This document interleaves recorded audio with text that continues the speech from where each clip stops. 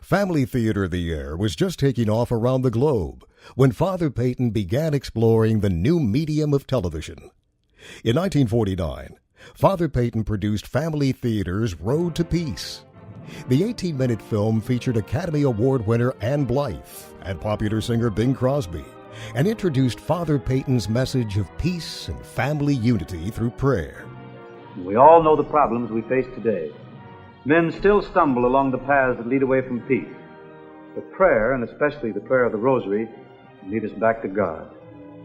Father Peyton's Family Theater branched out into television in 1952 with a series of dramas illustrating various stories from the Bible. Hill Number 1 was the first, featuring Roddy McDowell, Ruth Hussey, Joan Leslie, and Jean Lockhart, and the first screen appearance of a young actor named James Dean. Family Theater partnered with Jerry Banks Productions to produce more of these shows, which were syndicated and broadcast in the United States, and later all over the world. The TV shows were followed by Kiss of Judas, A Star Shall Rise, Hound of Heaven, and The World's Greatest Mother.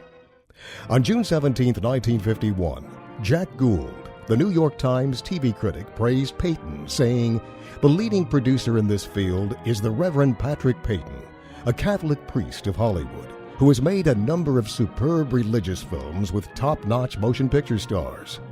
He almost alone has seemed to recognize that with the mass media, the mode of presentation is every bit as important as the message."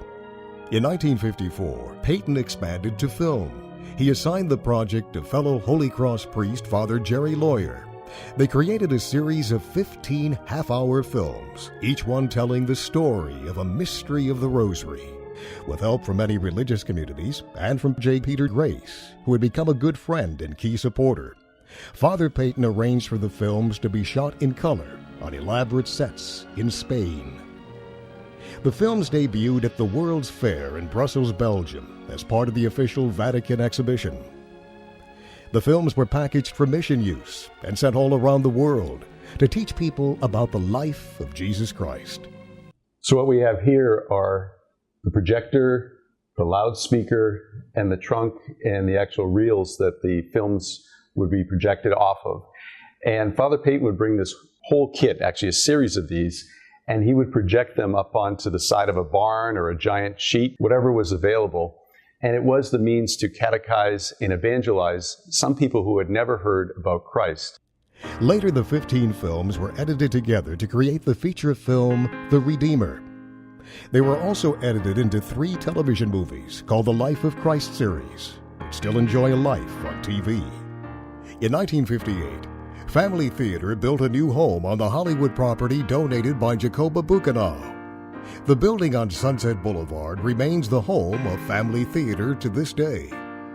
During the 1960s, Family Theater produced public service announcements, along with a few documentaries and a few television specials.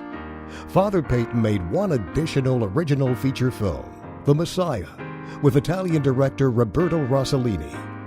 Late in his life, Father Peyton returned to television, producing 14 specials in the 1980s. These featured stars like Princess Grace of Monaco, opera star Placido Domingo, comedian Bob Newhart, and even Mother Teresa. So what is it with you? AIDS. Shortly before his death in 1992, Father Peyton started a series of TV shows for young people, dramatizing the message of Jesus with contemporary stories. Family Theater continued these after his death and expanded into documentaries and eventually into internet video.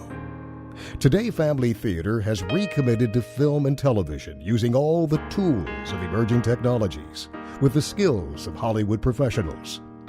In 1973, Father Peyton said, "For technical and financial reasons, I was not able to follow through automatically in the 1950s from radio to television. I am committed to mass communications, and particularly television, or at least until something unimagined replaces it." Next, with all that was happening in Hollywood at Family Theater, Peyton also led the crusade for the family rosary. From the 1950s until his death, Father Peyton developed and promoted the rosary through preaching and rallies around the world.